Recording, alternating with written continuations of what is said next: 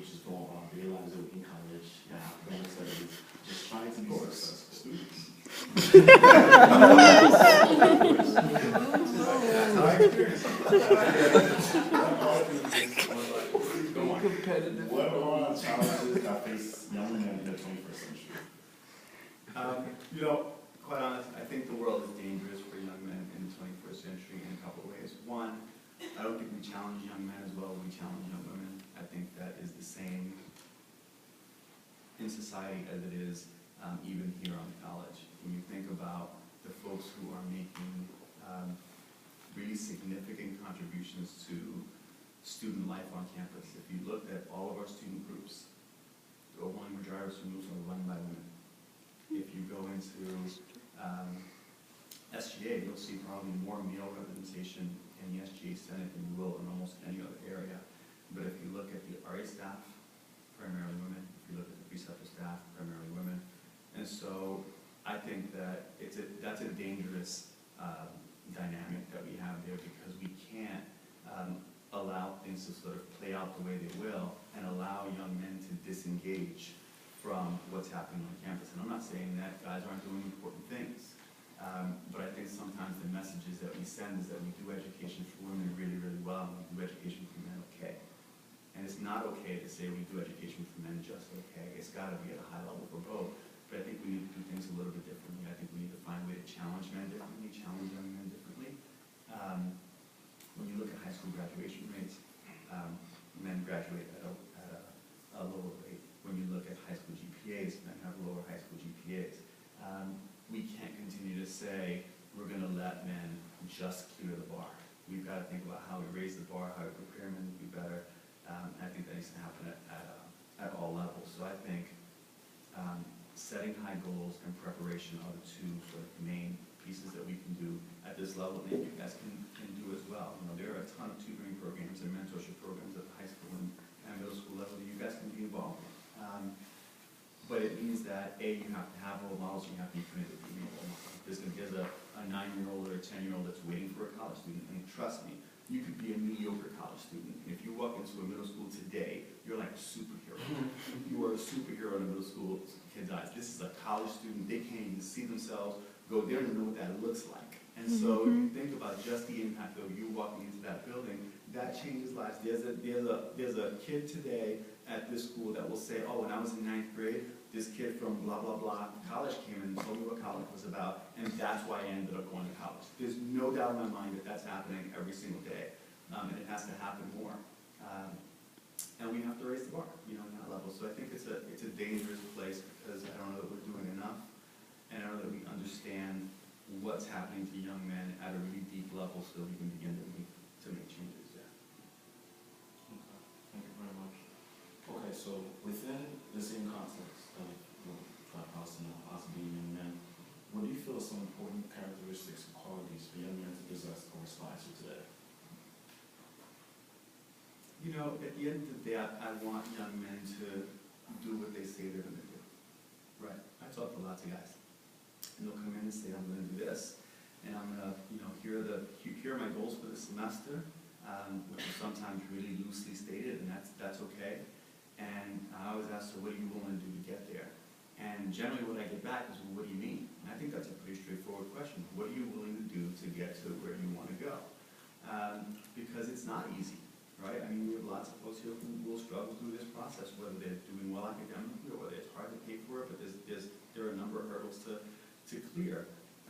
But I think we either let young men off the hook when they don't meet those goals, or when they don't set a plan, or when they don't have high enough aspirations for themselves. So I would say that one of the most important things is for young men to do what they say they're going to do. When they say, I'm going to work hard in school, I expect to work hard in school. And for the students who work with me, you sort of know. Like, if you're not pulling your weight on this, I really don't think you're pulling your weight. I sort of think that's BS.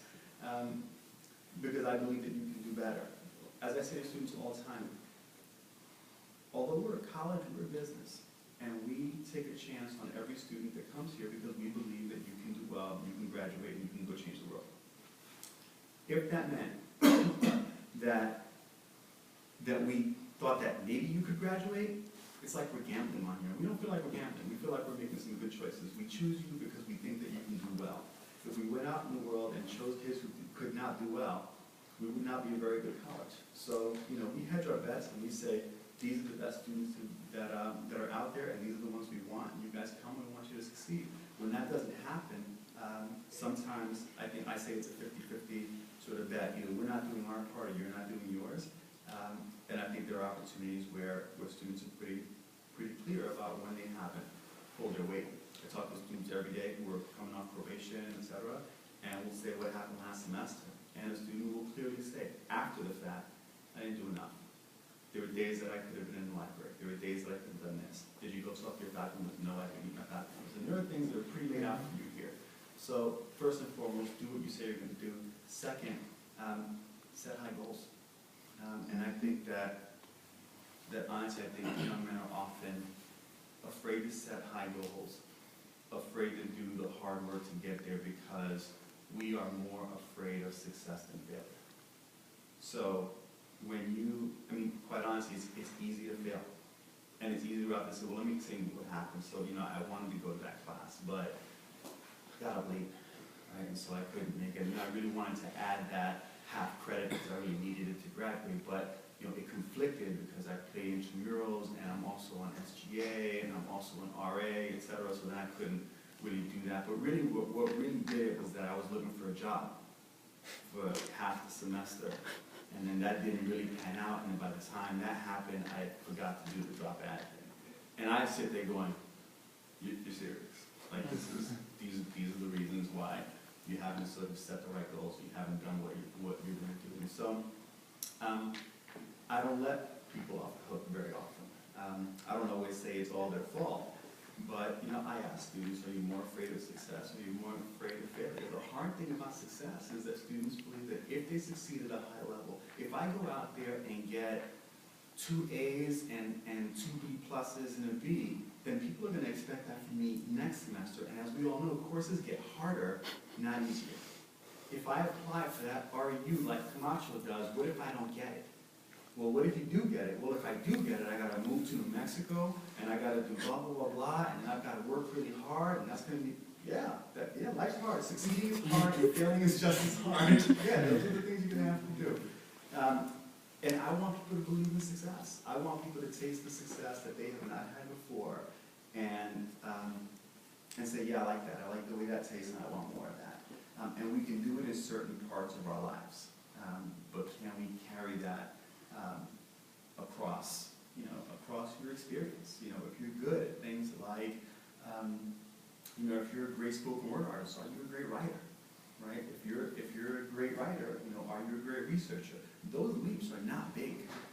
Those are small leaps. If you can make those leaps, right? Those are small leaps. If you can make the incremental changes.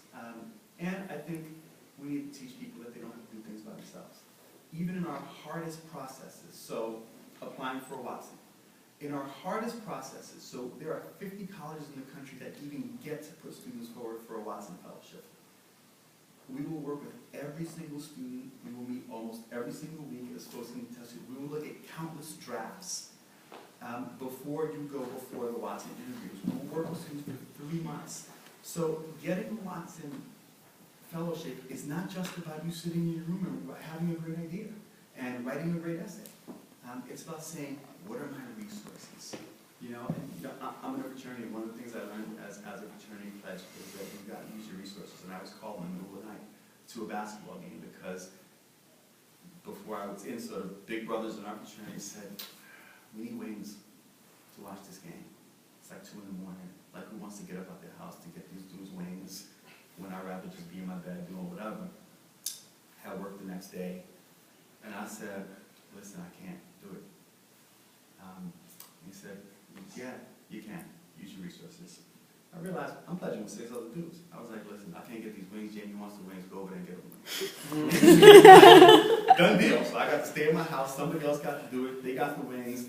Fraternity doesn't care how they got their wings. They got their wings. And that's the lesson for you. They didn't even keep the damn wings.